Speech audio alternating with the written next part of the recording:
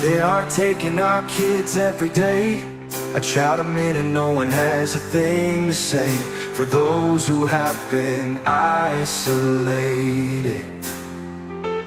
don't be worried, you have a voice today. So listen up everyone, here is the story. Child Protective Services is real. CPS is what they call it. They want our kids because it fills a lot of people's wallet. We all think it won't be us. We say when they come we will be so tough. It all sounds good when there's no one to take them. But when they come, your voice gets to breaking.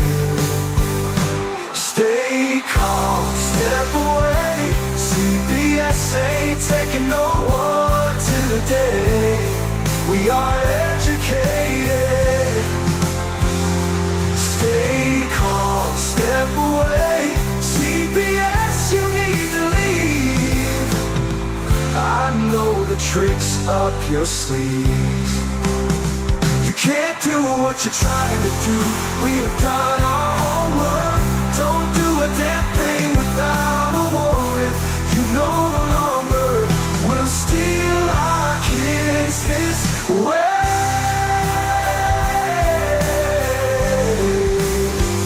Tiff and the Punisher have come for the calling.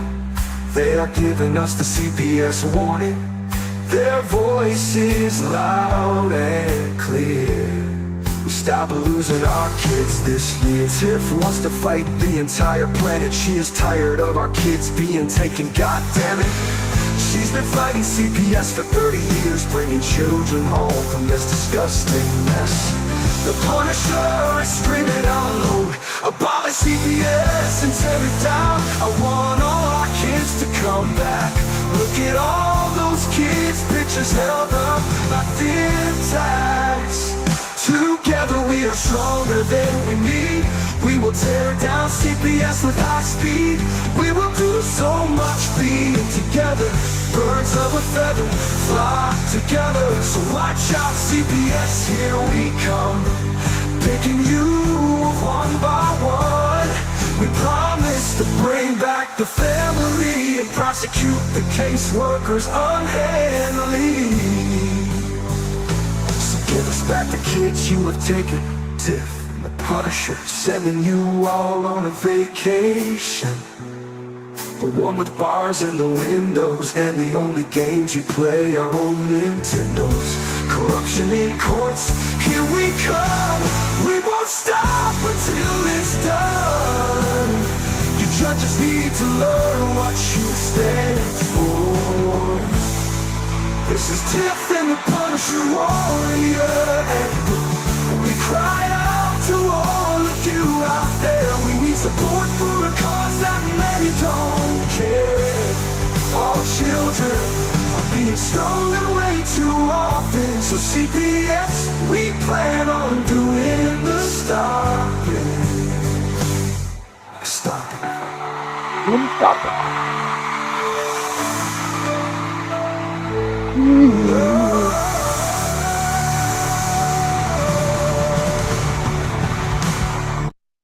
That really is a good song. I love that song.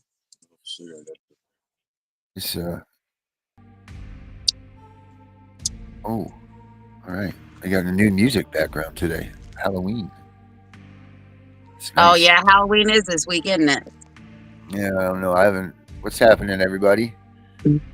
I don't know. It's Halloween. Trick or treat must be right. The 20. So It's the today, all right. 31st. Today So is been 4 years today that would have started my adventure with CPS. wow. 4 years ago today was the night that I got in trouble. So tomorrow will be my meeting of CPS. 4 years. Yep, 10/28. So I want to ask you something. Mm-hmm. In your travels over these last 4 years, what would you have done different if you knew now what you knew? If you knew then what you know now? I think the number one thing, I would have never ever have let them. They would have never have stepped foot on the property. They would have never come into the house. I would have never have agreed to their bullshit. I would have never. Everything is this stuff from the start, because once you're into them, it's too late. It's everything from the start about you don't have to let them in your house. Don't make them come back with a search warrant. Do all that. Agree to their. Oh yes, let me just because the first thing you want to do is talk your way out of it just to get them out of there and end up with your kid. So you say all kinds of shit that you don't even mean to say because you're just like, I was a drug addict for 20 years, now I'm sober, and blah, blah, blah, blah, blah, just because you want them to go away. It's the wrong thing to do, you know what I mean? Or you try to be the perfect parent in this. But that's the only thing I would have, because, I mean, as soon as they did that to us, I went right on the offense, and I started doing podcasts about their corruption and everything. And I wouldn't change any of that stuff that I did. I think it pissed them off. But I wasn't saying anything wrong either. Like I was just talking about what they were doing. They didn't like that. That's fine. But I mean, other than that, I don't know. There's really not much. I mean, because like we had to play the game that we were split up and that stuff because they made us separate and all of this. And, like they did all those things, and we went through the motions of it. It wasn't true, but so we did everything. And I just there's nothing that would have been it. It was just that stuff from the beginning. Had those. If you treat this case differently from the beginning, every one of these people out here, you have a whole different scenario going on, guaranteed, because everybody wants to be their friends. Like you want to try to, like instantly, it's like your mother-in-law comes. You know what I mean? Like you try to do everything in your power to make them like you. You know what I mean? And acting like they're your friend, but in all reality, all you're doing is showing your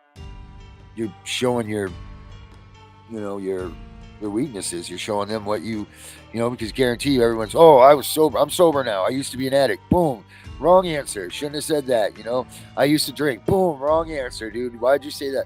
But did you know that, I think it's the CAPTA that says it, or maybe it's the American Safe Families Act. One of them, they say in there they say that if a person is doing treatment at that time, that you're to leave them alone and that you're not supposed to impose anything on them. Now, they made me leave my doctor that I had been with for 3 years and go to one of their counselors that in court they said wasn't a good enough counselor for the situation, yet they gave her to me. And I saw her 3 times a week for 2 years. You know what I mean? But then when we went to court, they said that she wasn't certified enough and all this stuff and all this BS rigmarole stuff. But it's just crazy how all of that stuff, like it will go on and it doesn't matter. Your end result is going to be the same. I mean, I'm convinced of that. Like, I don't think you can do it. I mean, there's nothing you can do but grab them by the balls with some new piece of legislation, something that you can pull them in there, because they don't go by their rules anyway. So it doesn't matter. I mean, what do you do? I mean, how do you beat them in court? You can't. I mean, there's not a lot of cases that you hear, and I'm not trying to make anybody scared or whatever. They're just not educated, so they don't know what they can go up against in court. Now, maybe knowing some of this stuff, knowing that they can't do this or that, but what is there really that we teach once they're into the courts? Because if you think about it, a lot of it is just getting to CPS into your home. Like, once they're into your home, it's kind of like, well, shit, dude, you lost phase 1. Like, what are you holding on for? Like, how much can you hold on? They're supposed to do as much visiting with your parents as possible. Everybody typically gets 1 hour a week of supervised visits. Like, I don't know very many people that get out of supervised visits. You don't ever see it. You don't ever see them beginning to add. Very few stories do you hear like, oh, they're giving me more visits, or they're giving me more of this with my son, or giving me more of this with my daughter. And why is that? Because all of this paperwork that they have and all of this stuff says completely the opposite of what they treat us. So how do you beat them? How do you win this game? Like, what would be different? How would it? I'm just convinced that it's that first. It's playing chess, right? It's like you make that first wrong move. 27 moves later, that first move is going to be what reflects what that you lost this game. Like, it's a serious chess player can be like, you just lost this game. And CPS, I think, is just like that. Like they've navigated this water so much, being able to legally or illegally take these kids, that they know exactly what they're doing. When they do it, they're always a step ahead. And that's just because they're in this to do this, which should tell you even more that if their shit's together this much to take your kid, then obviously that's what they're doing. They're not trying to help you with reunification services. They're doing preventative maintenance. They're like, we don't want to lose this kid because we're making all this money. So I mean, what does that tell you? But yeah, so the answer to my question is, yeah, I would have definitely not allowed them to come in the yard. I wouldn't allow them in the house. There's a lot of things I wouldn't have allowed at first that I did, or things I would have said. I should have just shut my mouth. Like that's it. Just shut your damn mouth. Like just shut up. Just no. Just don't. Don't talk to him. Make him go get a warrant. Don't let him in. Just none of that. I really, really wish I knew you then, because your situation would have been so much different. I'm telling you. Of course it would have. It wouldn't even have gone as far. I'm sure of it. No doubt. It wouldn't even have gone even a quarter of the way that it went to.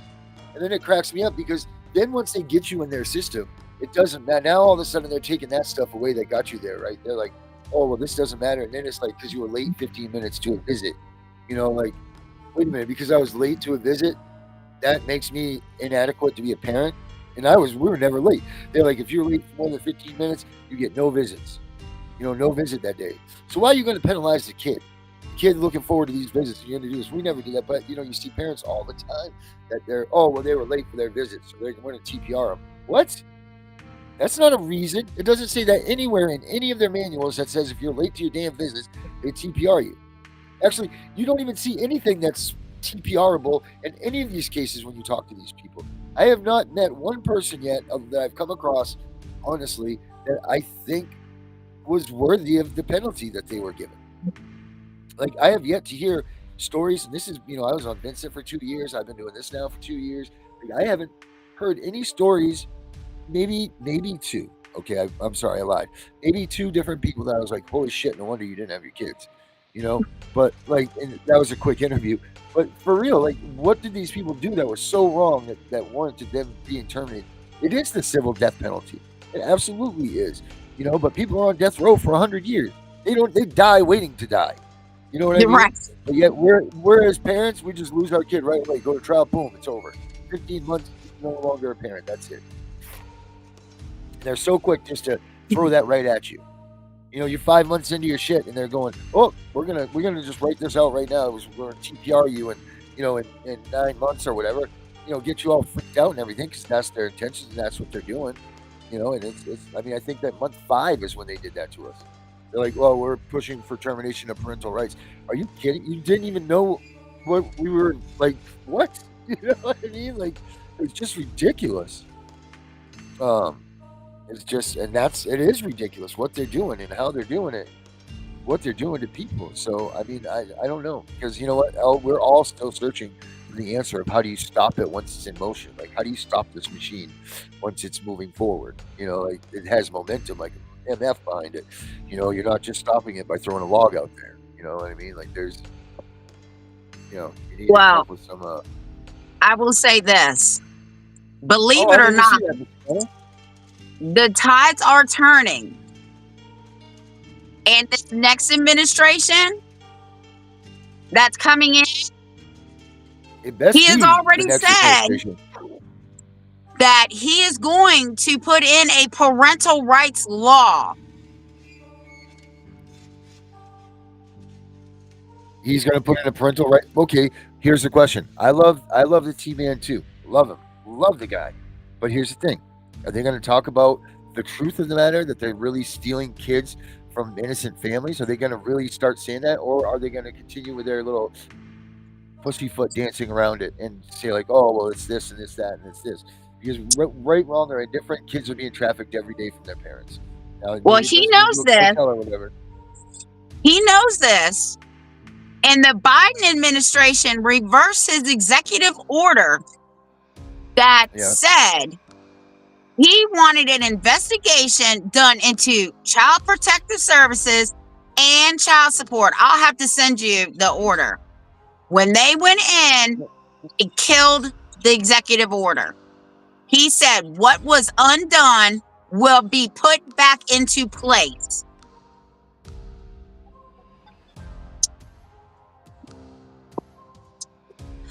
He told because I guess the Women's League or whatever. Hold on a minute. Yes, ma'am. No, she's Women's League. That's what I'm saying. Women's League. All right, we did. Gunner, I was just asking if you were coming in or not, but there you are. So I didn't even have to ask, and we shall receive. Let's take Tiff off. All right, Gunner, who are you going to piss off today, buddy? Well, who are we going to piss off today? Well, I have some very fucked up, disturbing news. I got it. Hey, girl. The Red Cross is pulling out of parts of North Carolina. Why? So DSS can move in to steal the children of all those people that are now homeless and at those shelters. They can't do that. They're doing it. We need to all raise the money and get to North Carolina. That's what we need to do. I mean, we stay over at Gunner's house. You're right next to it, aren't you? Yeah, I mean, I'm probably, maybe 50 minutes away from the state line. If that. That's what you're doing.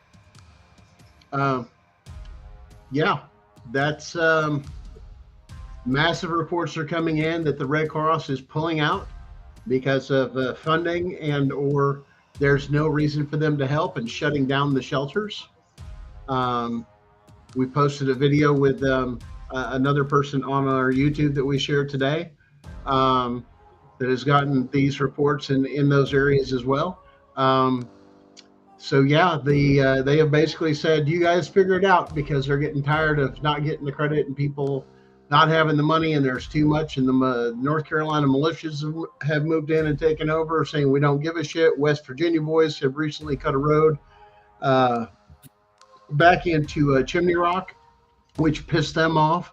FEMA and everybody else then used those roads, and the people that were there had taken up with FEMA that was there on site and pushed everybody else away. So this is game ending. They are pushing for one thing or another, and there's even been reports that the admiral or head of the UN has said that they have over 600 encampments here on U.S. soil, that if something were to pop off and that the administration was to call in for what it did, that they would go active here on U.S. for us right now. Be perfectly honest. Other reports: ballot boxes in Wisconsin are being set on fire to destroy votes. Yep. That's all. Guys, this is a fair election. It's ridiculous. It's not going to be. It's not looking good, because a lot of them boys up there with this other things, they are afraid of just complete civil unrest with the stuff that's going on. That basically, if you can't, join them, burn them out, do anything you can. I mean, this is domestic terrorism.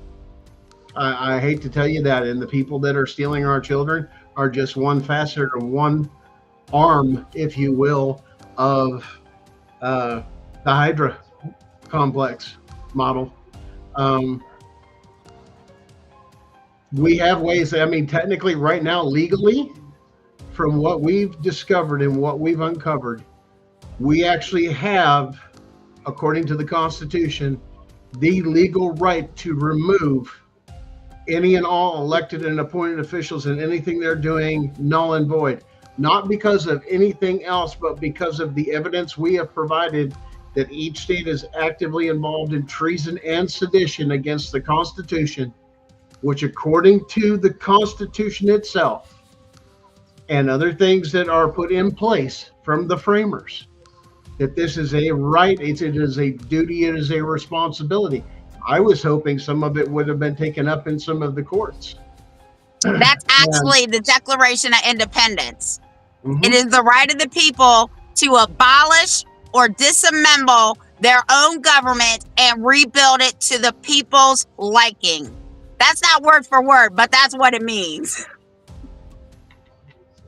Well, understanding how they, in our world versus when they wrote it, that was written under common law, okay?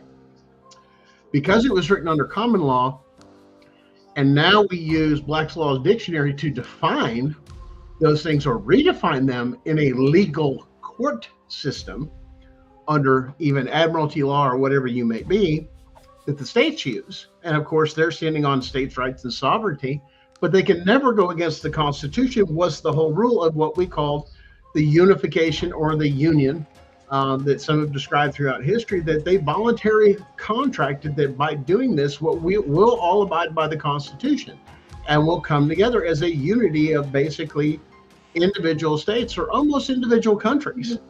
Almost like the European government, if they all came together because they were on, one particular part of the continent, that would be a unification. Because there's other outlining things of other islands and other places like Puerto Rico and some of the others that we actually own the property. But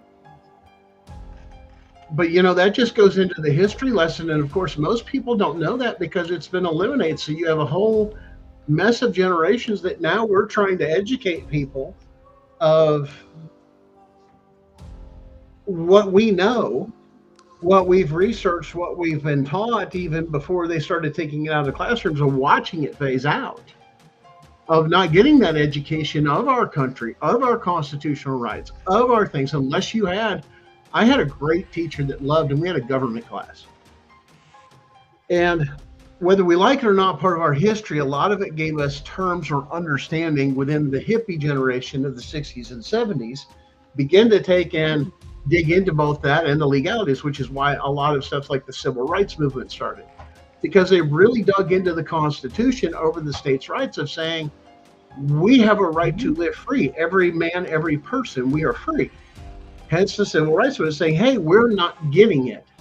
And it wasn't one particular race or another. Those civil rights apply to everyone. No particular thing, no matter who. That's like certain people found in the country, Puritans, all these different religious organizations or people that belong to them. But understanding too that doesn't mean that, yes, that was part of the way that helped them make the decisions they did or part of their belief systems, but it's not absolute. But we have the right to do that and live together. You now have a faction of people, and I've tried to tell people this for years. Everybody has, and the Democrats use this all the time, and this is just throughout history, regardless of what it is, it's what they've said, those are the facts. Okay? So the issue is, I don't know why that stupid thing come on. The Democrats have used this all the time of follow the money. It's always the rich people, right? Hold on a second. Sometimes that technology just starts on itself when you hit pause. Stupid pause. Yes, sir. Batteries, I know. But it's not the money. And what you're not understanding about the Diddy and everything else, it wasn't about the money. It was about the blackmail. Why can I just hoard up all this damn money? That's one thing. But when I can control a person and every aspect and everything they touch, that's true power. That's blackmail. If you're in this particular position, doesn't matter whether you're an attorney, a judge, a caseworker, or anything else, and you get to a certain point, they get in so deep, especially when they go up the ladder, to realize and know it's wrong, but you're in so deep because you've already committed so many crimes, they're going to flip that on you. And now they have full control of your life, not just your friend. They don't need money then. All they have to do is put out a thing to a few people they've blackmailed or they have information on.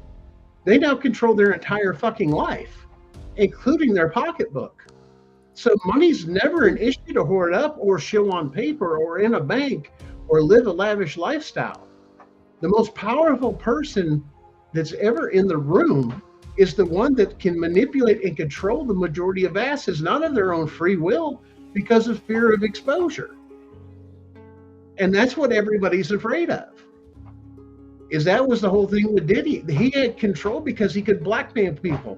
One expose that was just recently reported too, of how many of those different, people that were all of a sudden not voting for anybody. Hey, it's your right, your choice, do your own thing, this is that. Now all of a sudden it's hardcore. You have to do as I tell you to vote. They're being controlled. They're being blackmailed. There's something they've got on somebody that's going to twist them up and get them caught or get them prison time. Or, once again, you go to the core of the person. What's the most important thing? One, I'm not a person to give a shit about what anybody thinks about me. But there's other people out there that we do know that do. My public image or how other people present me or see me is everything to me. And they were brought up like that. They were trained within the system like that. It's called peer pressure. We learned about that when we learned about peer pressure. Nobody gave a shit about peer pressure back then until somebody put a label on it. We realized what was home, and what we knew was true was true. But all of a sudden, peer pressure, well, now you got to worry about peer pressure. Where'd you learn about that word? Middle school? Oh, wait, high school? Oh, you got to watch out for peer pressure. But you're the same bastards that are fucking doing it.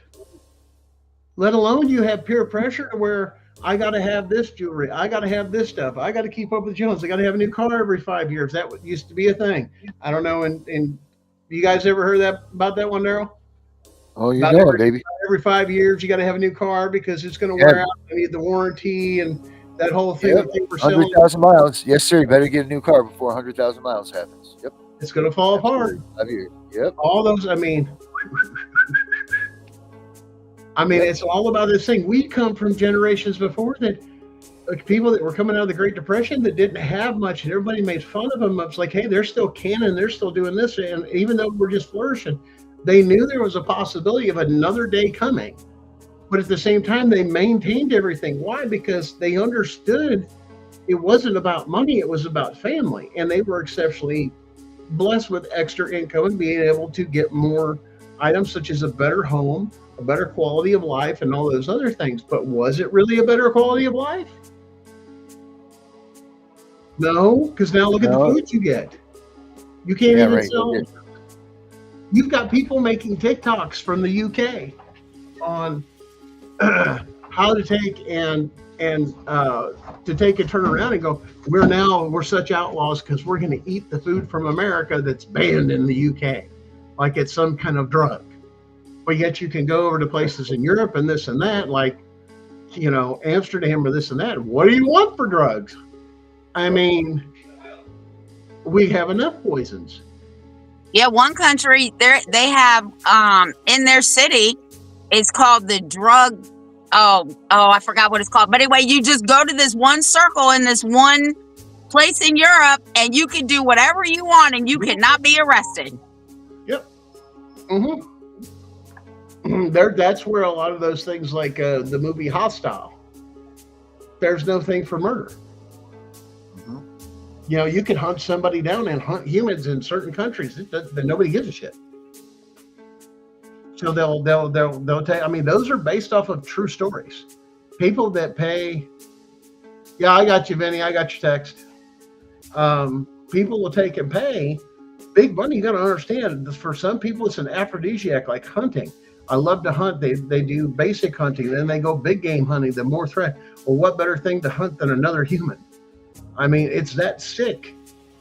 Now, you go to one of those trips and somebody sponsors and even pays for your trip to do something like that, or I have a fantasy about something crazy with a kid or this or that, or they go, oh, yeah, just try it. It's completely different, and upsells it like a car salesman, all that other shit. And if it wasn't a market, then why do you have a thing called femboys over in Thailand and some of the other things? People that are, that were abused their entire life. I mean, this is a national and international problem. This is nothing new. But the problem is there's some places that they don't have the things we have. Like I said, they think that they're going to take it over, and so everybody's just going to go roll over. Nobody's going to do nothing. You're pissing people off in North Carolina, and as soon as some of that stuff starts and they start taking kids over there and it's getting out now, it won't be long before the militia shows up of, how incompassionate are you that you have just been flooded and your first concern is to come steal these children because we're homeless because of a natural disaster? What the fuck is the matter with you? I mean, dead serious. What the fuck is the matter with you? And the people that want to help from our community, let alone all over the country, are being turned away just so people can complete their government contracts, because once they're operational, they make huge money. But once they realize they're incapacitated and they don't have the things they need to do what the shit they're supposed to be doing or contracted to do, it's horseshit. There's one guy that got to me. He said, listen, man, I went there with a load full of stuff, just of, a religious group. I went there, this and that, and then I was told and directed, hey, we're not going to use it. We're not going to let you in. We're turning you away. And just looking for a way to get stuff to people, because he heard stories that stuff was happening, but didn't realize it was actually happening. It was that's so unbelievable. Till he got there.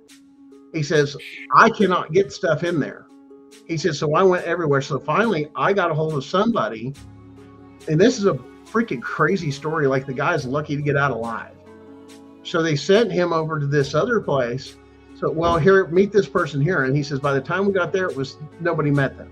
So then they got another call from somebody else. Said, oh, well, those people didn't show up. I guess they didn't make it. Here, meet them up here. He says, there's somebody missing. Okay, well, cool. They show up with their load of stuff and their, RV and everything. And all of a sudden they get there, and it's just these people that used to follow him on TikTok, but they kind of were sketchy and they kind of didn't. He didn't find that out till later. But here's these people just sitting around, just, one, they were smoking pot, they're dead broke, but they weren't searching for anything. They were con artists.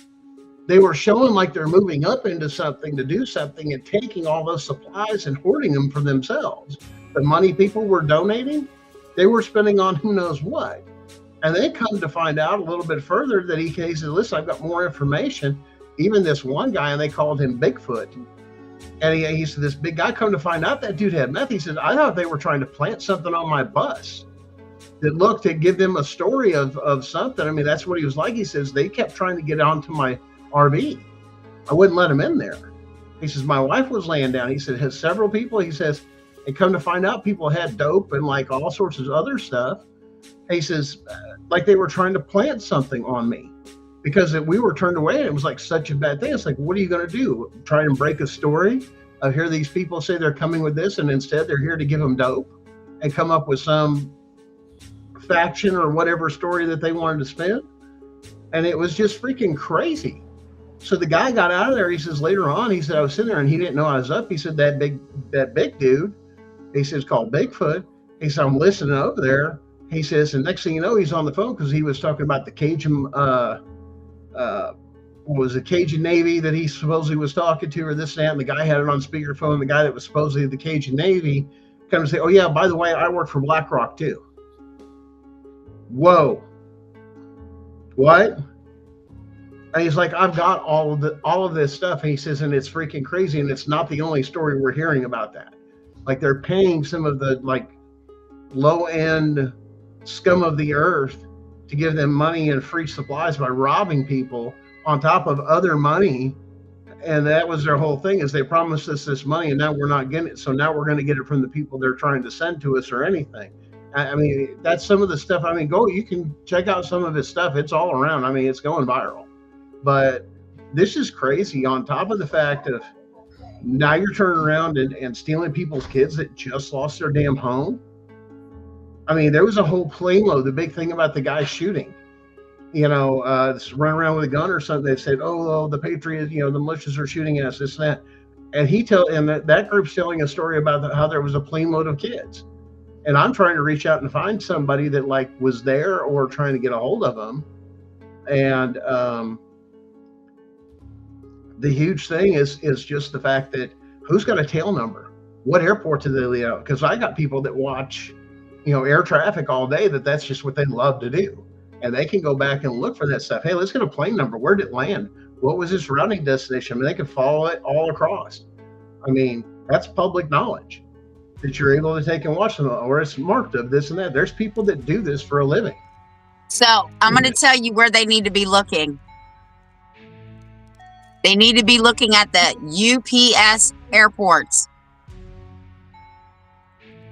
Yeah. Benny's saying something about somebody's calling tonight. Are you going to call me tonight? Is that what you're talking about, Benny, or somebody else is calling? Sorry, I'm learning this whole information on the side You of got it. rolling conversation and trying to keep up and not ignore the audience the best you can. But no, man, this is blowing my mind. And I already told people from the get-go, I said, you watch with this natural disaster, they'll be in there stealing kids. Mm-hmm. And sure as shit, right there. Well, according to North Carolina, no fucking compassion. You can't provide a thing of a natural disaster? Who the fuck could? They're coming for your kids.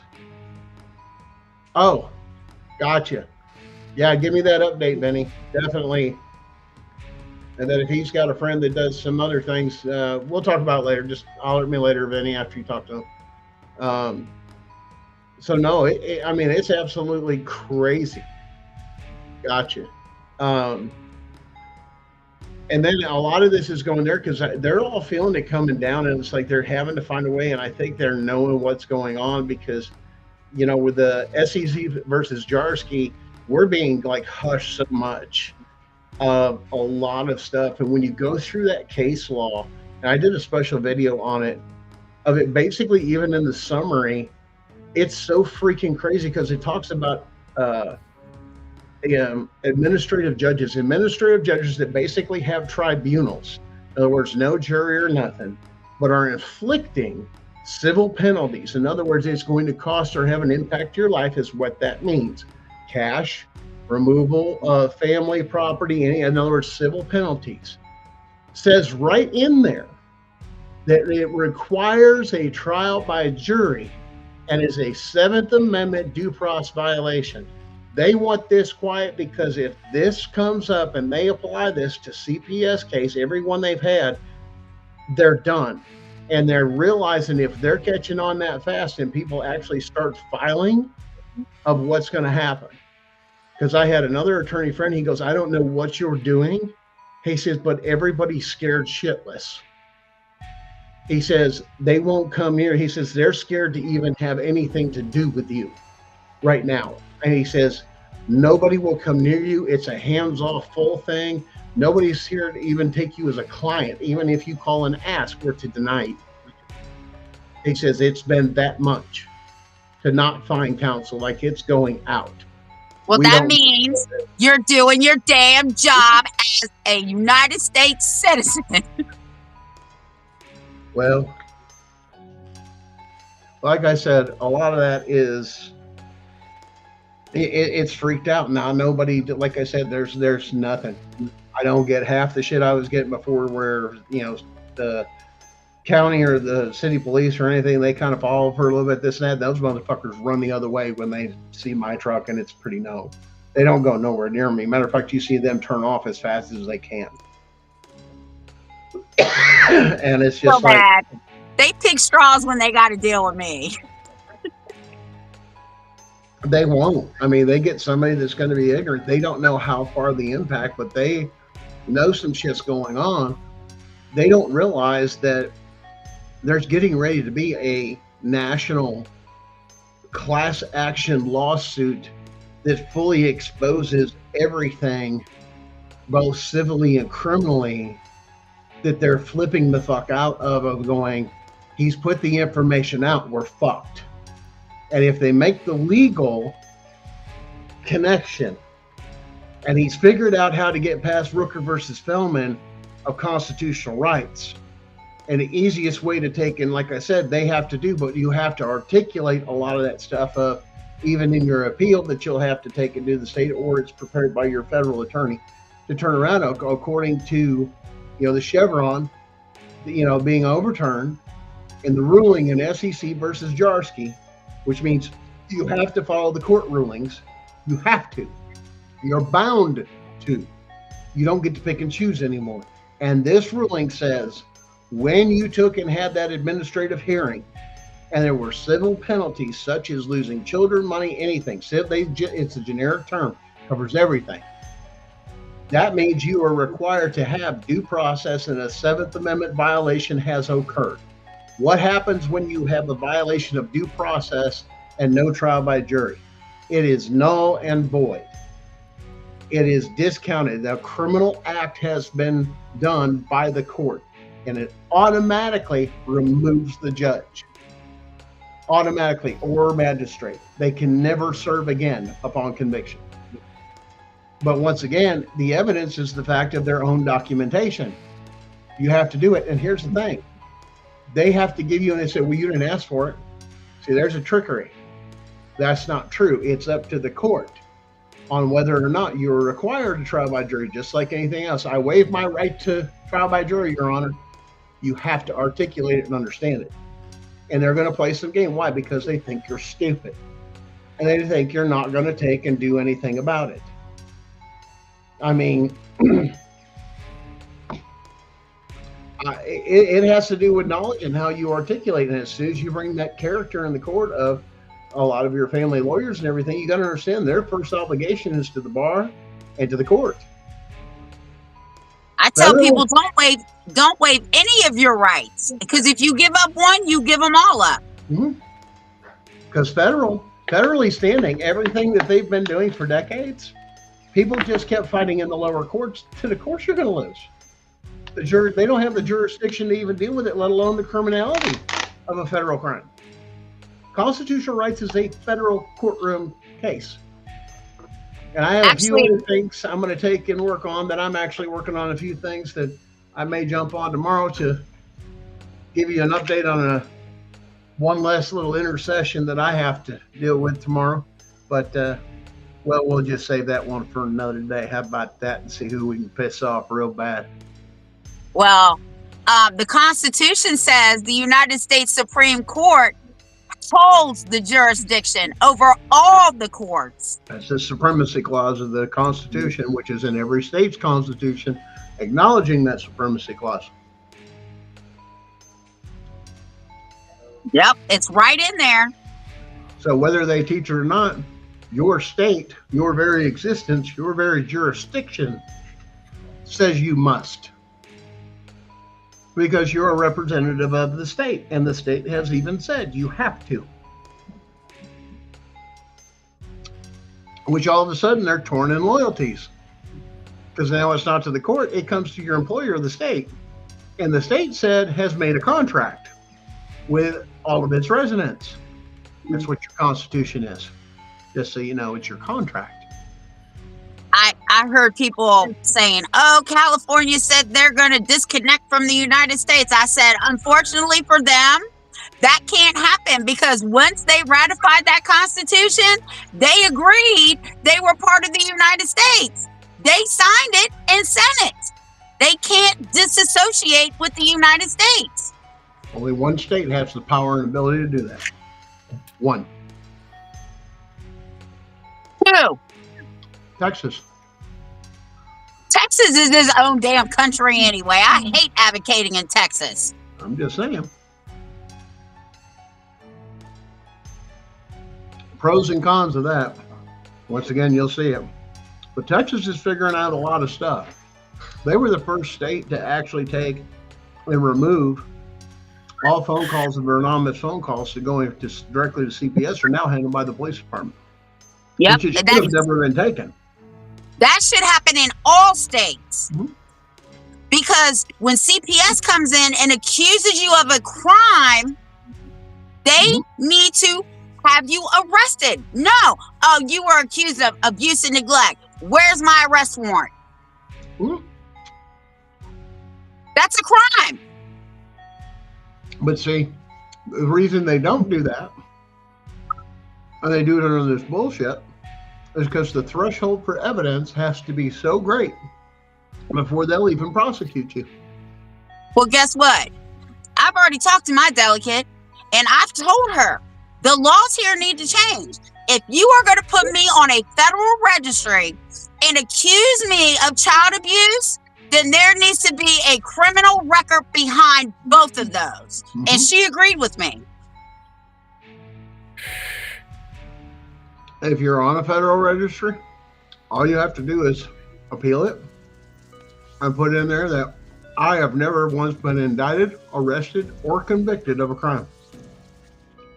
Whoever put that on there, that gives you grounds to take and sue them for deprivation of character and defaming you. And it only costs $10. You can go right to the federal registry, download the application, pay the $10, put your information on it, send it back. They'll tell you if you're on it, and then you go from there. It's a long line. I bet it is. It's on federal. All you have to do is usually your state will do a release too that works with the FBI database. That if you're actually on that sex offender list, it'll actually come up. The other thing they don't tell you is there's an internal list. This is a list that's not public. In other words, you're going on CPS's national watch list, a company's watch list, not a criminal thing. That's what they don't disclose to you. Well, we're going to convict you and you're going on this list. What list? And then you look on the federal and you're just like, that's not on the federal, no crime. And they don't do that, but they put it on their own internal that then they share with all 50 states. Yeah, it's here. It's called the state registry, the Virginia State Registry. I'll turn the camera. You get all camera shy. It's not so much camera shy, so much as it is your face is enough of publicity for me. My face is enough publicity. Okay. I guess does that mean I'm famous or I'm infamous? Can it be both? Because I even sit there at work sometimes and they're like, oh shit, you're Gunner's kid. Okay. I guess I'm getting well known. I'm becoming infamous. I want to shoot for notorious though. Something about me inside that says I want to be fucking notorious.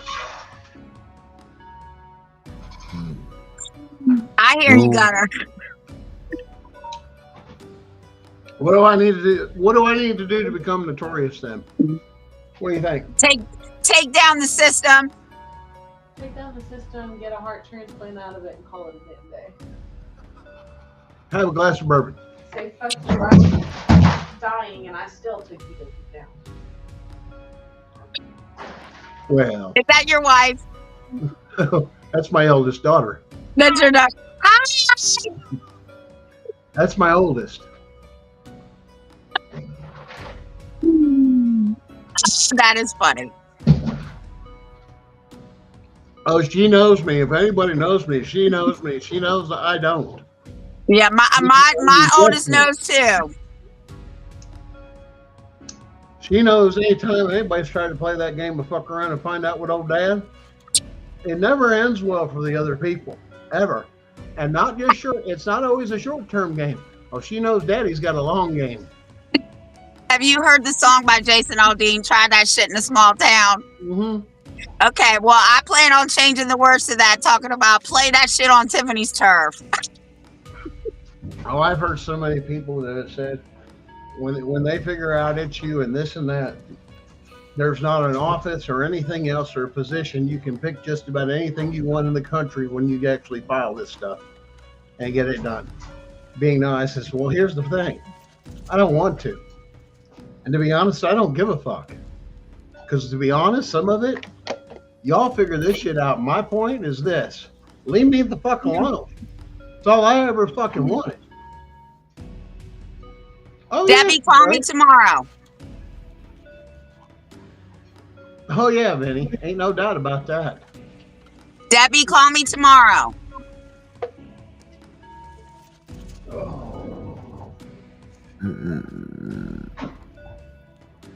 You know, Darren, you hanging in there? Vinny, Yeah, so it's Executive Order 319 allows NCDHHS to provide temporary regulatory flexibility for the NC Medicaid program due to the displacement and closure of critical healthcare and other local facilities. It directs NC Medicaid to create and review the clinical coverage policies to address the needs of individuals in the aftermath of the hurricane. What? Additionally, the order permits temporary waiver of certain regulations to enable flexibility in the administration Medicaid program during the state of emergency.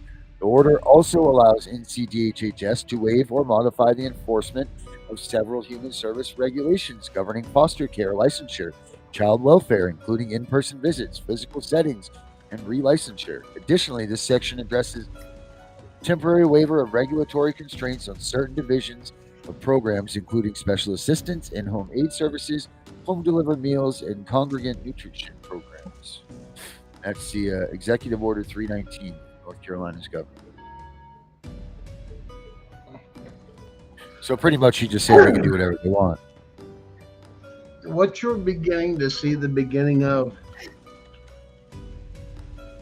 is the ability and the change in this country one way or another, because there's no way, even with the younger generations, to see as much political suicide attempts to go after, say, I'm the man, I'm a Democratic man, I do this, I do that, I can drink. I'm over here, I'm like, y'all, I can tell right from here, you're paid actors and everything else. I can tell you don't drink bourbon. I says, just the smell of it would probably want you to just, puke. You need something with an umbrella and a fruity drink. Every bit, because you're not drinking man's bourbon. I'm just telling you. You'll sit over there and go, oh, God, what the hell of that rot gut stuff is that? Bourbon is an acquired taste. Whatever. And you can tell if a man's drinking bourbon or whiskey. And we just know. So it's funny that you have somebody that has an idea that comes up, well, we'll do one about this and that. Man, that just made me laugh so bad. Well, I can do this and I can do that. And I'm just over here. I'm just like, what the hell?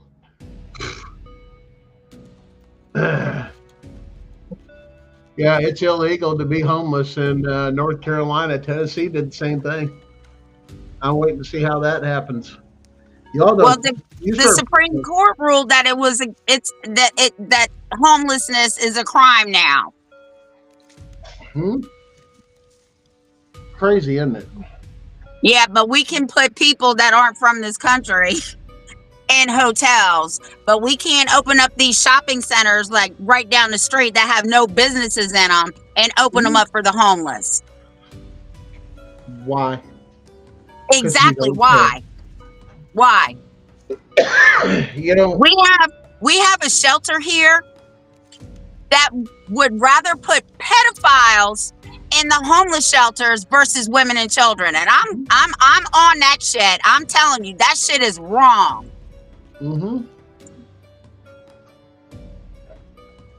Because it perpetuates the system and creates more money. Well, unfortunately for them, I sit on a couple of organizations who deal with this, and I'm very verbal about what I'm passionate about. And that's another reason they don't like me, because I'm a big mouth blonde bitch in Winchester, and I advocate for a lot of shit. And if it's wrong, I will stand on the side of the right, even if I have to go to jail to get shit done. Well,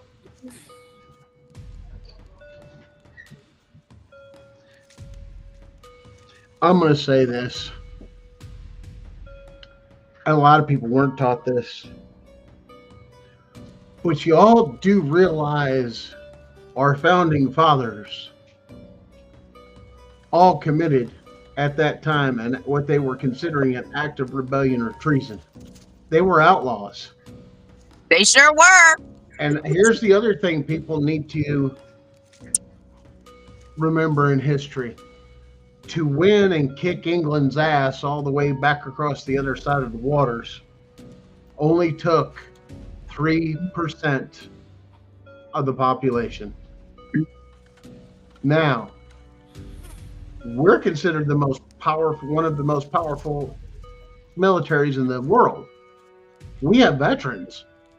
People say, what are you going to do with this thing? I said, you don't think the people that worked on the tanks and this, and let alone in whatever MOS it may take and be, that they haven't figured out how to dismantle and totally clusterfuck that system? Come on. Yeah, they have. They know the chinks and everything. Every country, everything else, why they've studied it. It was their job. And now they're on the other side of the wall. Those people, they may not be able to physically do, but you do understand they can teach. That's why they don't want you to homeschool, because you're going to get them homeschool lessons. You want to know how to take and do this and that? How many had that crazy grandfather or anything else? Come here, let me show you something. Let me show you how to blow up a tree stump. Let me show you how to do this. Let me show you how to do this. Hey, this is kind of cool. Come here, watch this. Yeah, their education, the education they were talking about back then does not apply to the education that we're being taught today. Absolutely not. So bad. You would do better to nosedive everything. I know people don't want to say it, nuclear family, this and that. One, you know what's causing half the issues with everybody splitting up and everything else? We're being poisoned. Our hormones, our brain chemistry, our everything on both male and female, both of them. You want to know why you're so miserable with this and that? A lot of it's in your damn diet. Because that's why our food can't be sold across outside of our own borders. Come on. Look Think about here. I got a 6-month-old little granddaughter. I see her every day, right? Every day I tell this little baby, girl, you need a training bra already. Jesus. I do. I tell her that. Mm-hmm. She thinks I'm crazy. Yeah, it gets crazy. It's the food, and you start cleaning it up. Your brain gets better. You realize the food pyramid was a fucking scam. I mean, that was a big fucking thing that all of a sudden it's like, oh, now you've got doctors coming out the fucking woodwork with going back to some holistic medicine or some of the other things are now the number one oncologist in the world says ivermectin is the thing to cure cancer because it deals with parasites. So you mean chemo shit and this is shit and this is shit? Yeah, it's poison. Parasite issue because of what you've been ingesting. Who's the biggest cancer people in the fucking world? The United States. But you didn't know that one. And in the 1970s, they started pushing all these vaccines, right? You know why? Because the pharmaceutical business was going out of business. There ain't much. Listen, I'm one for a balance between natural medicine and the chemistry that goes with some of that on a molecular level that you can produce out something.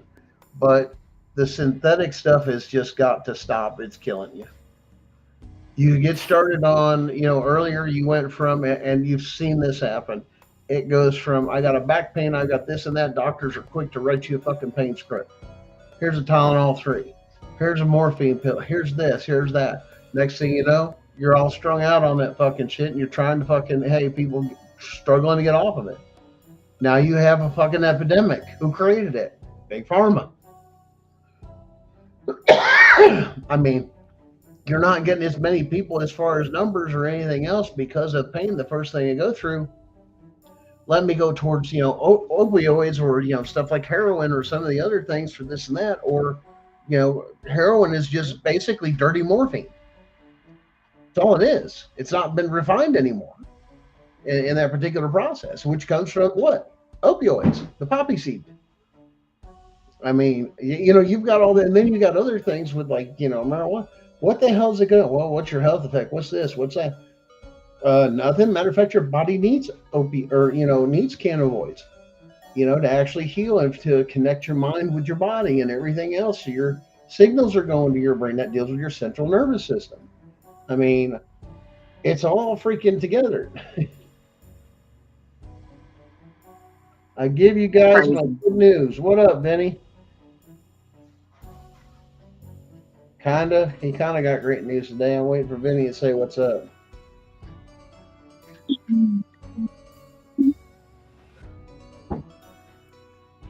Tiff and Billy Pando. Which one's that? I don't know. That's some kind of something's rolling through there. I don't know. I'm trying to figure half this screen stuff out. There's Cricket. Hello, Cricket. Who else we got in here? I don't get to see. Is there a way to see how many people are in the room? I'll make you an administrator. I mean, that just kind of like, okay, who else is here? Who's just watching and not talking because, you're being a little stalky and not saying hi or whatever. It's like, wow, you're kind of a creeper, you peeping Tom type stuff. Let me just peep in and I won't say nothing. You kind of, I don't know. I got that creepy bias with that. Don't just watch. You're killing me. You got to participate at some time. You cannot just watch. That's voyeurism. Listen, damn it, that is voyeurism, and that is a condition.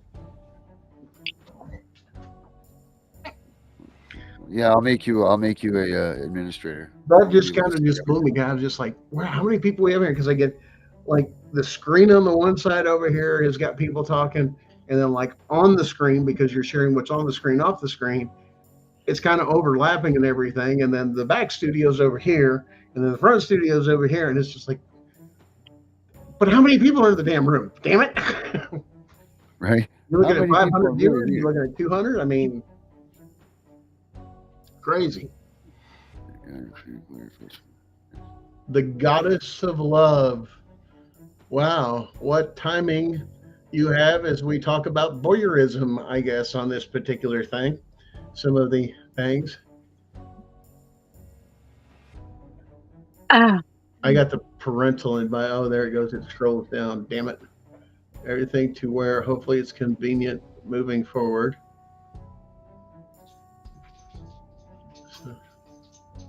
Well, good job.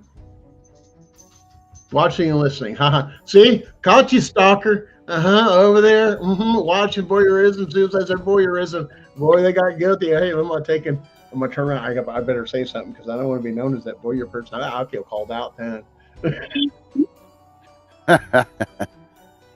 you are so funny. Right, listen, Oh, here we go. Here we go. I'm gonna get real, people. check this out real quick. We can watch this here. I just found this for you, Tiff. Okay. I feel special. Let me see. How do I turn this up here? Volume up. To American parents, first, There we go. our public schools have been taken over by the radical left maniacs. Here is my plan to save American education, restore power to American parents. First, we will cut federal funding for any school or program pushing critical race theory, gender ideology, or other inappropriate racial, sexual, or political content onto our children. We're not going to allow it to happen. Next, I will direct the Department of Justice and Education to open civil rights investigations into any school district that has engaged in race-based discrimination. That includes discrimination against Asian Americans. The Marxism being preached in our schools is also totally hostile to Judeo-Christian teachings, and in many ways it's resembling an established new religion. Can't let that happen. For this reason, my administration will aggressively pursue potential violations of the Establishment Clause and the Free Exercise Clause of the Constitution. That's very simple. Additionally, on day one, we will begin to find and remove the radical zealots and Marxists who have infiltrated the federal Department of Education. And that also includes others, and you know who you are, because we're not going to allow anybody to hurt our children. Joe Biden has given these lunatics unchecked power. I will have them fired and escorted from the building, and I will tell Congress that any appropriations bill I sign must reaffirm the president's ability to remove defiant employees from the job. It's all about our children. I will veto the sinister effort to weaponize civics education.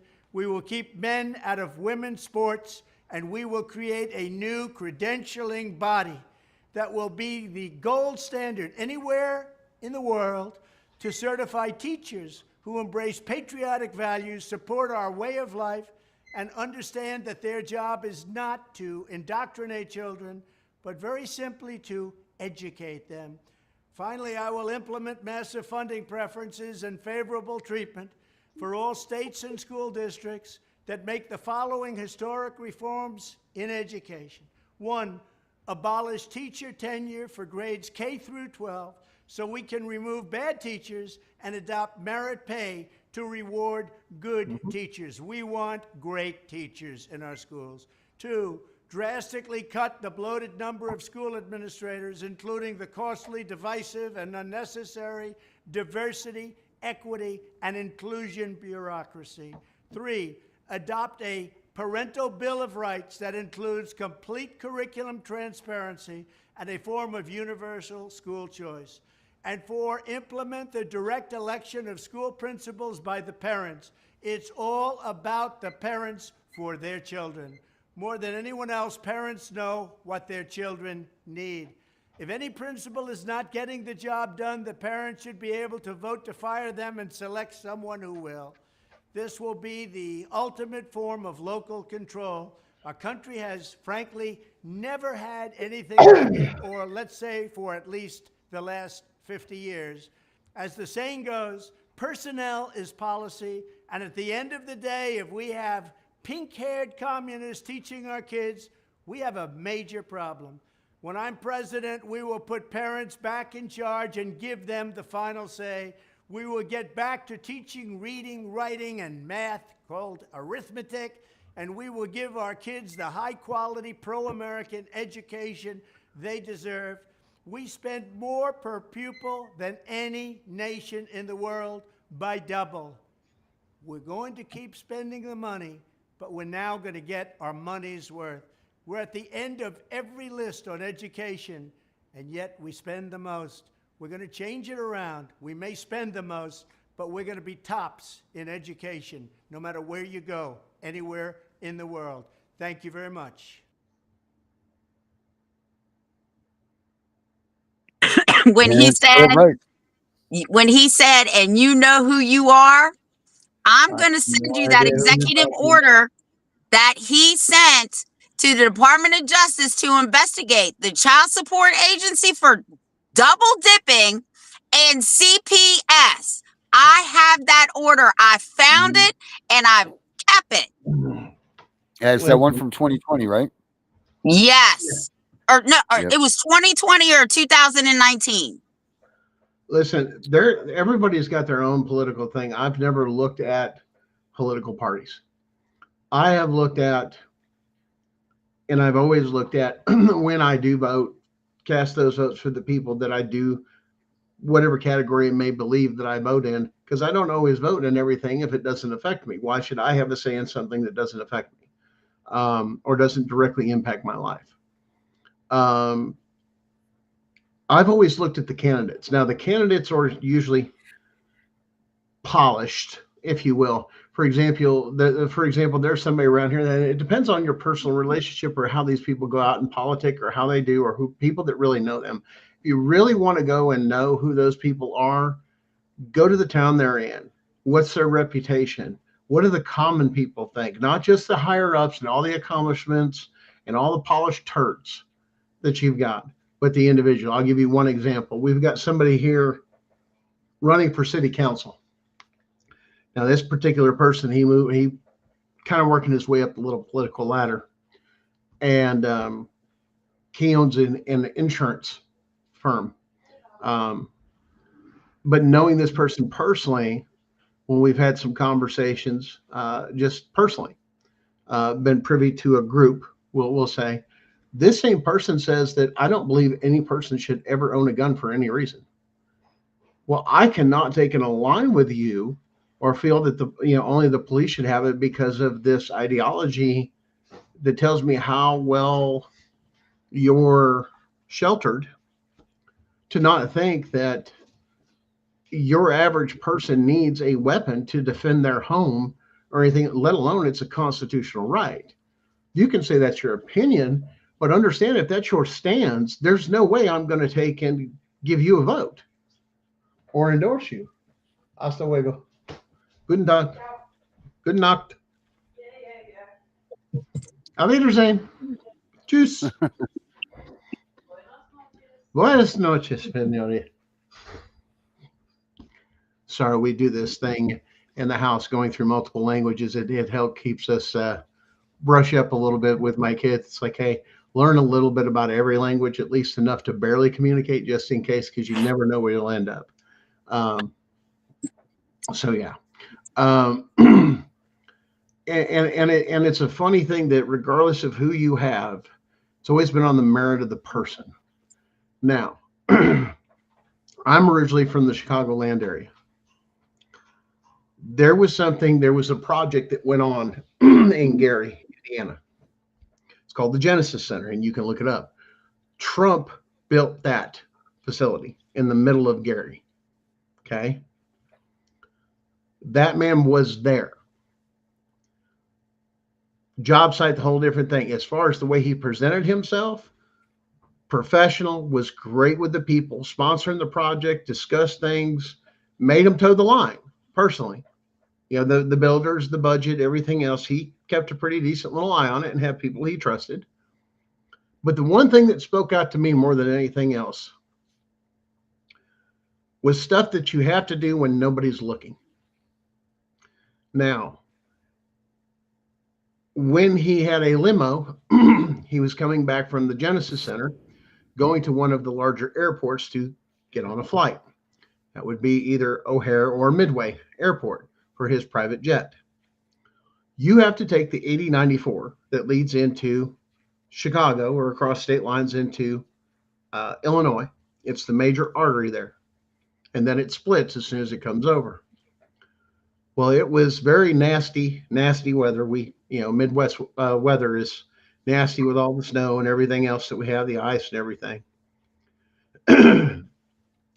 And a friend, we'll just say a friend of a friend, stopped to had this person on the side of the road that had a real nice vehicle, top end vehicle, chauffeur looking person, flat tire. Stops, does the neighborly thing, says, "Hey man, you're on the side of the road. You look kind of nasty. I'm kind of filthy. I don't care to help you out. Just a good person." Okay. Helped him change that tire. Put him on the road and never thought anything about it.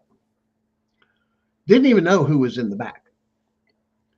Next thing you know, his mortgage is paid off.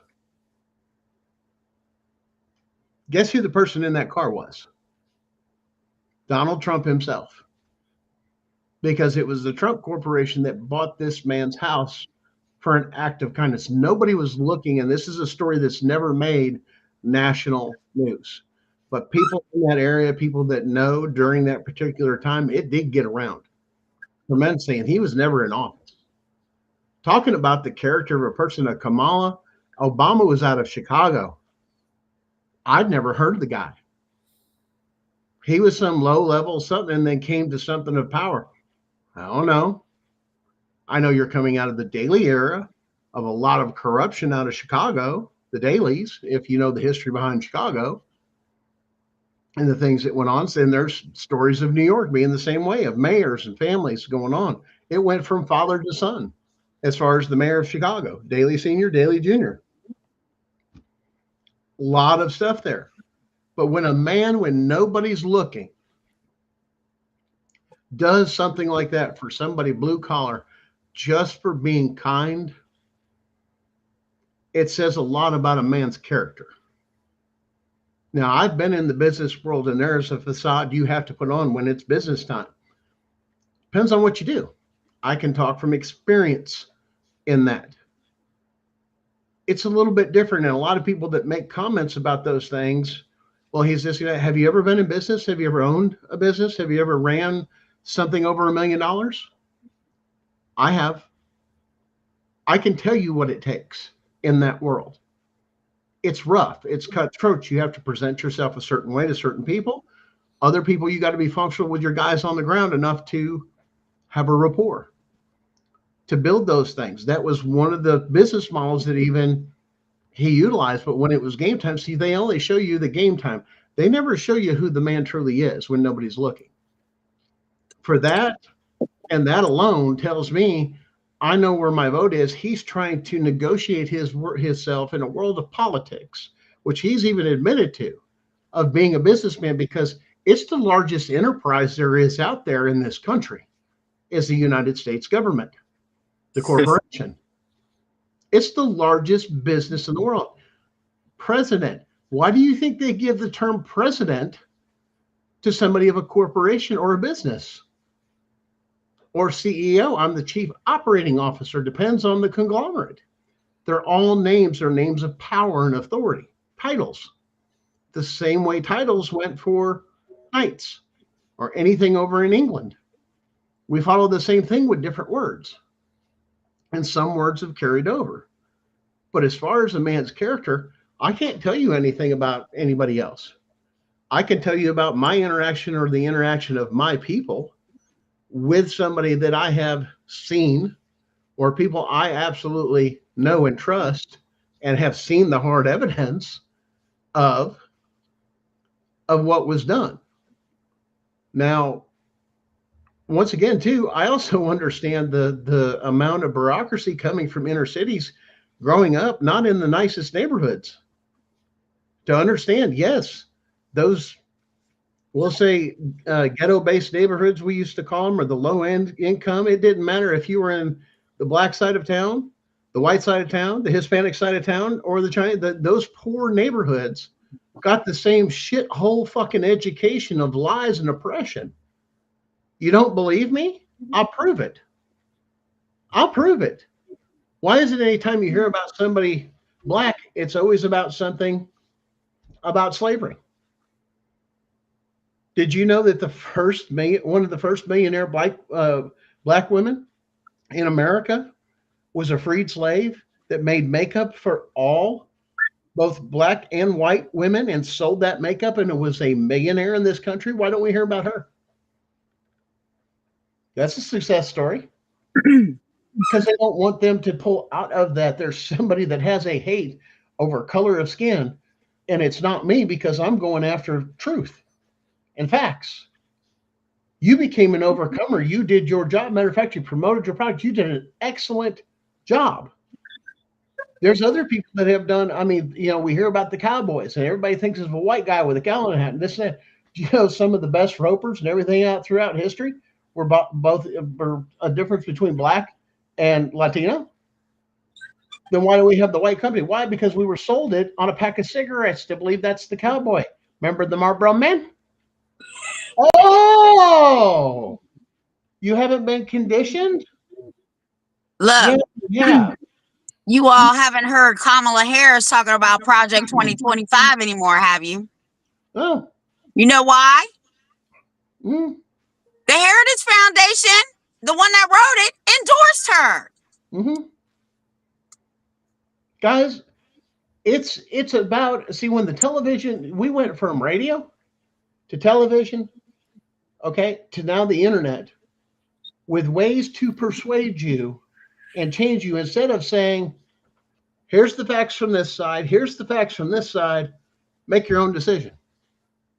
We're not given that anymore. Back when we were growing up, when somebody was getting ready to give their opinion about the facts, there was a little thing that popped up on the screen, even on the TV, because they had passed laws about that. They had to be truthful.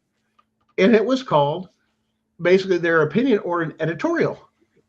This is my opinion. Or they had to use a certain phrase legally to cover them. This is mine. But it's happening to everybody. And it doesn't matter if you're Latino, and if you're black, if you're Native American, white, Irish, Italian. We're all being fed a fucking bowl of Fruit Loops, and it's poisonous as shit. American version. Some of your best people, that's why they say, what makes him that? Because he's not a politician, he's a businessman. He's not going to be all kiss your ass. He's going to run it like a fucking business. Like it's meant to make profit and do what it's designed to do. A business that doesn't make profit is a leech.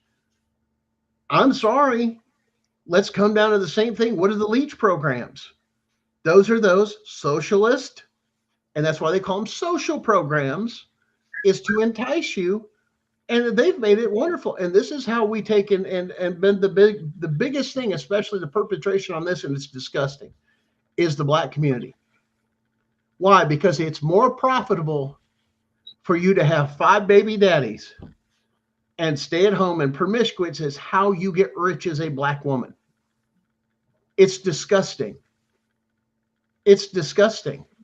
Because I get Section 8, I get a check, and in some states I get cash, plus I get child support. They've got more money than somebody working 2 jobs. Of course not. Well, it's about these kids. Because they're perpetuated. Because why should I do that? That was called what we used to call the ghetto mind of thinking. It didn't matter where some people related to the trailer park for the white people. Oh, wait. It's not just the blacks. Yeah, if you lived in the trailer parks. Oh, we've all heard that one. Hell, Eminem, 2 trailer parks, girls running around the outside fighting over that man to live in that trailer. You're being duped. You're being stupefied, is what we used to call that. You're being stupefied. We are giving you, overloading you with so much information, which is what the internet does, to turn around and divide us rather than coming together. You want to talk about a place that you come together? Go to the United States military. You're going to find out one thing real quick. I don't care if you're brown, black, white, yellow, green, whatever you are. When you come here, you're all equally pieces of shit. You're brought down day one. Ask a vet. You don't believe me? Ask a vet. You're out. You're all now nothings. We're going to tear you down and unlearn everything you've learned and reteach you. We're going to reform you. That's why they push you in basic training to crush your mind. So you're broken and you're reprogrammable. It's a psychological warfare. So it doesn't matter with everybody. And the people say, well, this is a white problem. This is a white. No, the biggest ones they're perpetuating it on is the black families. Why? There's no money. You think a mama wants to take, she loses her kids in CPS? She don't care. She'll go breed another one. They'll take them one at a time just because it's it. And then once they get to a certain point, they're too old. They don't want nothing to do with them. They're better to just pay. Why? They're too much of a headache. You get a kid that has special needs that goes screaming and beating and everything else, and they don't have a foster family to put them in, and there ain't a local program for them or a housing program for them to go in like a sanitarium used to be. Oh, wait, yeah, we did away with those. There's no money. But now they have power and control under you. If you're involved in CPS, you're in the biggest mind fuck that there is. You're being leveraged with your children. I got a simple question. Once again, a lot of it is so soft you don't notice, but if you come down and knew that that was their end result from the get-go, I guarantee you'd be defending that house with your life. Come to my door, you're here to steal. You come take from my house, listen, you don't get no personal than that. They're softly making you more pliable and more comfortable with giving up. They had a whole commercial directed at women. Would you kill for your child? How many of those women know? No, that's fucking propaganda. What mother, here's my question, what mother, decent mother, good mother, mother at all to even call yourself mother, would give up your child like that? And if you tell me that it's this, this, and that, I'd say you're full of shit. Watch a woman have a stillborn fucking baby. Tell me that motherly instinct isn't crushed. Or not just a stillborn baby, even a miscarriage. Miscarriage as well. I've gone through it as a grandfather. Tell me it don't fucking hurt. Yeah, it hurts. You're a fucking liar. Yeah. Or you have no experience. Once again, that's them reading from a fucking book, a 20, 30-year-old that don't even have fucking kids, that you're going to tell me about kids? Fuck you, motherfucker. Wipe that ass. Get that diarrhea that fucking shot so bad up the fucking back and have that smell up your fucking nose. Wash them here, wash them there, do this, do that. Watch them crawl, get their scrapes, their bumps, their bruises, all the other shit. Make your house fucking childproof to where they can't get into shit. And they still get into shit. Yeah. Yeah. Yeah. Because we are amazing creatures. And once again, the government can do better. Now.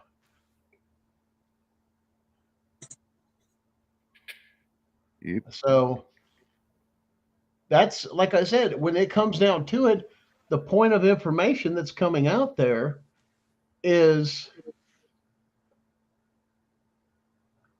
listen, goddess, listen here. Don't excuse my French, nothing. You're all, this is an adult fucking group. This is an adult group to tell somebody exactly to fuck off, and you have the freedom of speech to fucking do so and tell them to kiss your fucking ass.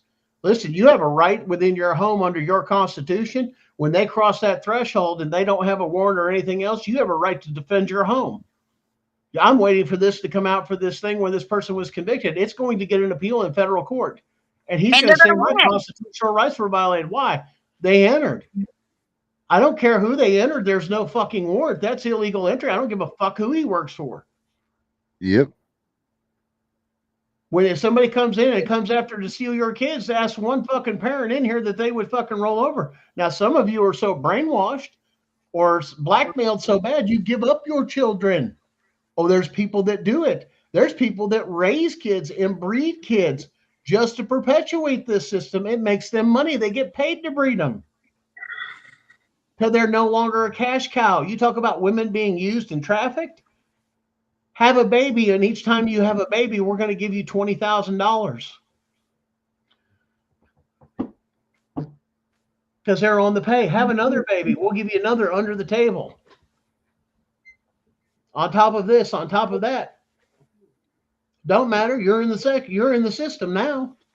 You're now one of the offenders. You're one of the bad people. Now we forced you because you wouldn't really come under subjugation. Now we got your kids. Now what do? You'll do anything for them because they fucking know it. It's psychological warfare.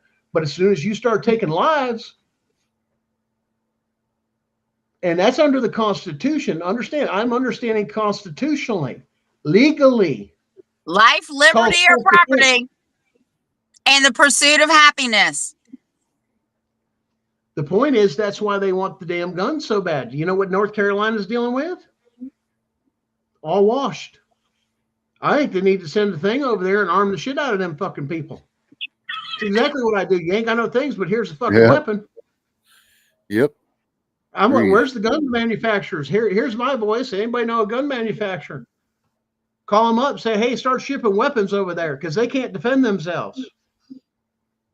First thing you should have is what? Survival and weaponry. It's the number one thing of survival. Arm yourselves and seek shelter, right? 101 playbook. Any Navy SEAL, Force Recon, anybody else will teach you the same thing. What do? Get food, water, shelter, and what? Find a way to arm and protect yourself.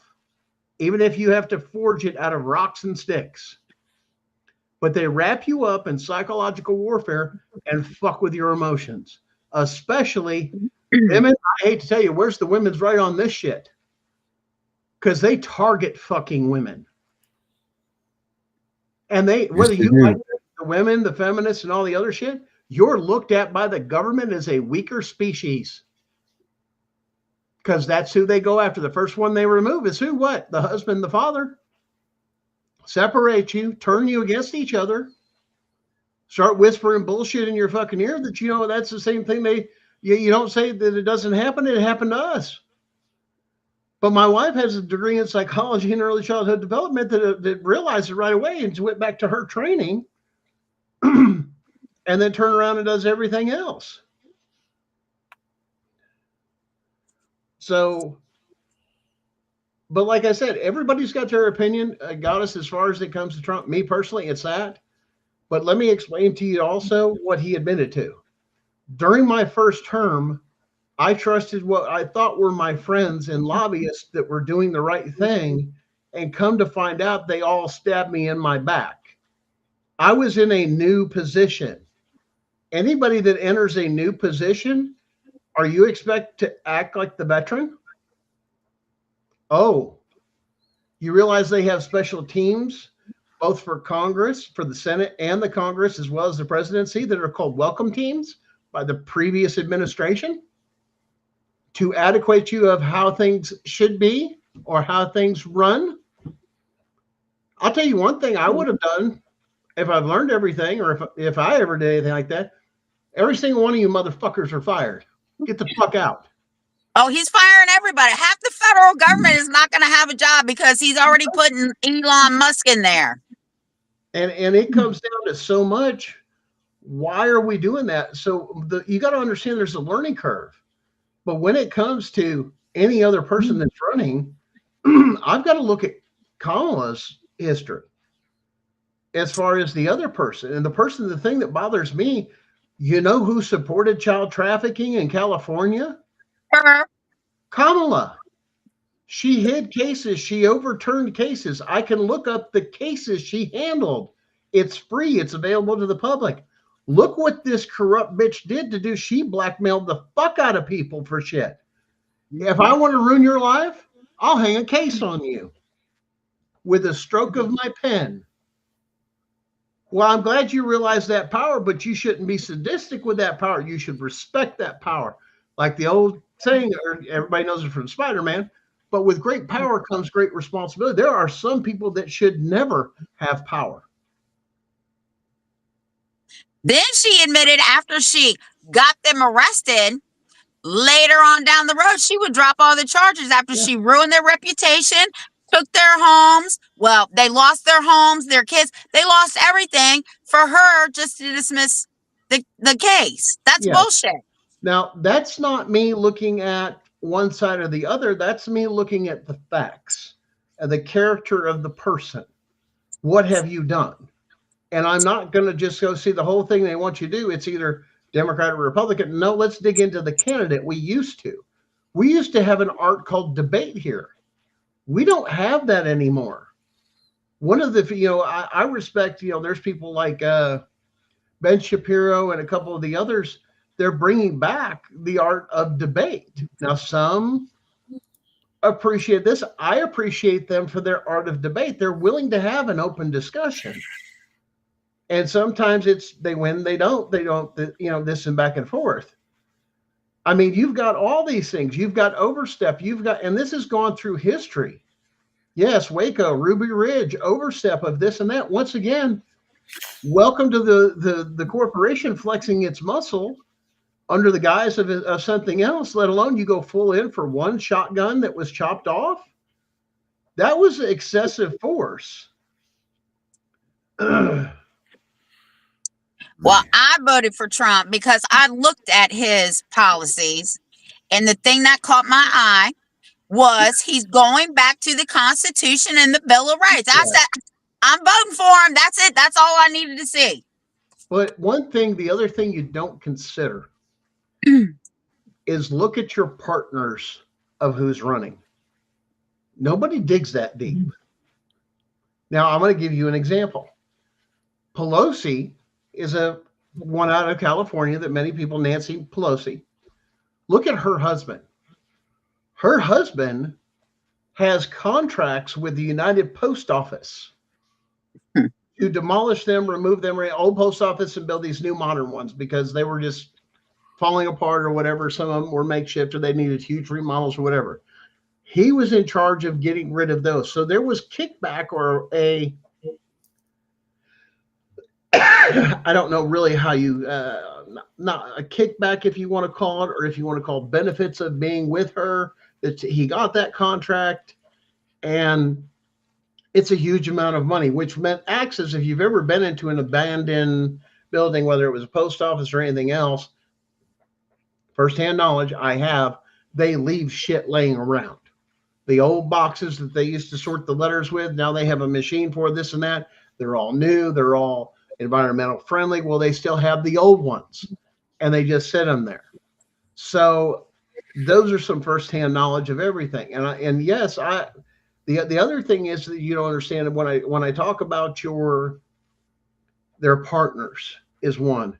Look at the partners for this and with Kamala, what her partners do. Remember, they're both getting in there, whether you like it or not. And their relationship directly affects their decisions. You don't believe me? Ask any married person. There's some influence between the other. You see the wife that Trump, and you don't understand when you look at the history of Trump, especially with Ivanka, very materialistic, very very ritzy, very high end, all part of that particular crowd. The Hiltons area. Let me do flashy, the high end and flex my money. Trump hated that. Now, you don't know why Trump hated that, because he didn't come from a whole lot of money. At first, his family, when I say that, yes, his dad was wealthy. His grandparents really weren't. But you got to remember what his dad got involved with. You realize that Nikola Tesla's technology, who was put in head of that technology, don't you? That was Donald Trump's dad that got it and is in charge of all of it that's buried. That family has it. So you're looking at all this technology. So now understand this point of view. Big oil doesn't want you to move. This doesn't want you to move. This doesn't want to push toward this. This doesn't want to push towards this. We don't want to move forward. We're stuck on petroleum-based stuff when there's so much ahead of the curve we could be doing, but it's all about money, power, and control. If you flipped energy sources from crude oil and our auto dependence on those things to basic everyday consumers having something free or free energy in your home using modern technology that you pay for once, and it just powers your home for the next 20, 30 years at a small investment of say $10,000 to $20,000, well, that's cheaper than what you pay in your power bill in a lifetime. But that information's been suppressed. What if, and I'm going to challenge your creative thinking, and it's not conspiracy, these are based off facts, you make your own conjecture, so I'm going to give you the facts. If Trump's dad has access to that technology, and as president has the authority to bring that out, technology, which is why he would align himself logically with somebody called Elon Musk that is cutting edge. You see where we're going? Everything that's sponsoring the machine or the corporation, all the funding, all the dependencies, because cigarettes bought out your food. That's why your food's poisoned. You look that one up. Now you've got RFK that's going after that.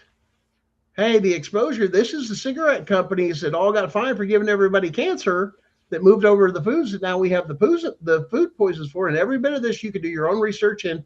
It's all verifiable. It's easy. It's out there. If now you have somebody attacking that front that he's aligned with, technology that he's aligned with, I think he learned something from his first time in office. Because the people he's picked, even he's getting people that were Democrats switching fucking sides. RFK came across the aisle. A Kennedy that crossed the aisle. That's unbelievable and never heard of. That's a power family in this country, a foundational family in this to say, hey, we are the future. Why are we taking and suppressing this that could make us, one, definitely the most powerful country and change the face of this country and earth? Because Nikola Tesla was Russian and was brought over under Project Paperclip. One of the good guys, one of the reasons we had, but we suppressed it because other people got in here that had other reasons, sleeper cells. Hey, that ideology ain't going to die with, here, you're seeing those Marxist ideas, those Hitler ideas, and I'm going to say it, the Hitler ideas, the SS and all those other ideologies, they didn't die. They just put on a different mask. And that's what we're seeing here today. Hey, here's a social program, and here's this social program, here's this social program, you're making it seem appealing to going back to the bread lines. Because under the belief of, and here's the ideology that they say, well, under communism that some of them propose, or even under socialism, everybody's equal. Under history, that's not true. You just divided into two classes, the upper class and the other class. The upper class, they're going to deal with what's best for their family heritage, as has the royals for centuries. They're going to get a hold of the power to do this and that. And if you're not out of the family, then they interbreed. That's documented. Look at their family history and trees. Hey, there's your rabbit hole. Go down some of the politicians and some of their family trees and how they overlap and intersect. Don't believe me? Then why does it do this? Why don't you have average working? If you're from, say, Detroit, Michigan, or you're from Michigan, what's Michigan known for? Cars. So why isn't there a line worker from the Ford plant sitting up there in Congress, a former line worker or somebody like that, or somebody that's been in those hard streets or working at the stamping plants, of blue collar, the backbone of America, the people that make that money, representing the people instead of the corporation? with a politician. Here's one. Indiana's known for corn, right? Corn. Why isn't there a single farmer on that anywhere? Retired old farmer. His farmer telling me I can't grow crops anymore. What wisdom would he take and hold to bring to the Senate floor or to the Congress floor to talk about issues like farming that come up? What better person, right? Instead of but no, we have paid for that represent the seed companies or the tractor companies or whoever's taken and lining them with lobbyist money. It's not about that. That's why that was called the corporate takeover. We're in chains. We're trying to shake them off. We're beginning to realize that it's not happening. We're tired of living like, how good are we going to live according to the elections? Well, it depends on how you've chosen to live your life. If you're leeching a lot off the system or like them public programs and you think they're going to get them out and you think they're so successful, then why aren't they succeeding? Why are they still around 20, 30 years that you haven't? If you've done that, you should have been able to turn around everybody that was in those poorly educated neighborhoods and those ghettos and everything else over there with a better education, all being doctors, lawyers, and everything else, and really pumping that money in there. No, they're oppressed. They're given bad information. They're told they're oppressed from a child. It's all about slavery. It's this, and it's all about this and that. Then you have the whole Black Lives Matter movement and all the, well, it doesn't matter. Everybody does, but you also understand there's not a race, religion, creed, or anything that never throughout the time of history has never not been enslaved. But you don't hear that because you don't know your own family's history or culture. Because why? You're in public school. You're not at home hearing your family's lineage. Well, we're not going to know that now. If I ever made it to the White House, if I ever got enough money to run for president, I know who I'm taking with me, and I know exactly who I'm getting rid of. And like there, a lot of people are saying, the only way to do this is to clean house. You want to clean house? Use what we have in a court of law, and it wipes them all out. If we come together in one voice, that I'm trying to get to talk to everybody in your neighborhood, get to everybody in your state, in your county. There's ways for you to find out. I know you're suffering. Your kids are without you. You got to think through that pain. In the midst of chaos, you've got to think. If you're not thinking, they're going to win because they've got you distracted. They're away from overtaking. You're not. That's the whole point of being imprisoned or anything else, is to constantly get you into subjugation by taking away those different senses from you. It's a form of manipulation, either physical or psychological. These things turn around. Yeah, they mess with your yin and your yang. They throw you. Did you watch the 6-hour Trump rally in New York yesterday? I catch a few highlights. Once again, I'm not totally consumed with it because, once again, he's speaking to those people. Listen, I just wanted to know. You need to go to YouTube, watch it, but fast forward it to Dr. Phil. Because, look, anything that comes across my brain, I always reverse it around and use it. You learn how to use it against the system, right? So Dr. Phil was like, he was talking about bullies, right? He said a bully is when they shift the power. So I told Darren, I said, you need to watch just Dr. Phil, because that's what CPS does, right? They're bullies, and they come in and they bully you. When what they're trying to do, well, in most cases they do, unless they run up on somebody like us, is they try to shift the power from the parent to them. And no, you don't. I'm not. First of all, I'm not. I fear no one, nothing, and I will take it all on. But that is so true. They're so caught up. You got to understand, the state only deals with statutes and codes. They don't deal with law. And that's the only way that they can operate or judge on anything is under contract law. It's the only thing that they have power to do for the states that comes through that. So they're trying to engage you in contract or force you into contract. But because you don't know the legal terms to turn around and go, Your Honor, this is a voluntary service, And if it's something criminal, it needs to happen in a criminal court. And they are using the courts or your position to coerce me to contract. If there's a crime been done, then you need to take and do this. But I will not contract with you. I will not contract with this court. And any attempt to do so will lead us to a federal courtroom. Why? Because any case against the state has to be heard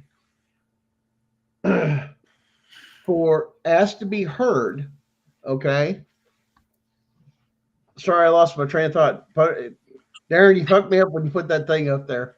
But as soon as it comes up, it's the only thing you have to do is under contract law. The only place it can be heard, your complaint against the state, is in a federal courtroom of laws. That's what they have the case Rooker versus Feldman that have said, we hold absolute thing when it comes to family court. Okay, that is the dissolution of marriages or this or this or that, not to violate your constitutional rights. But I guess we're switching gears, so we're supposed to go to the other show. So yeah, we're running late for the other one. I'm sorry, I don't mean to cut into that, but somebody off. Check us out on the Punisher's Late Show this evening. And Tiff needs to go to bed. Obviously, she needs to have her last cigarette and have her glass of warm milk and be put to bed. So, well, hopefully we'll see you guys. Let's go. Let's keep it going. Let's go to the next show.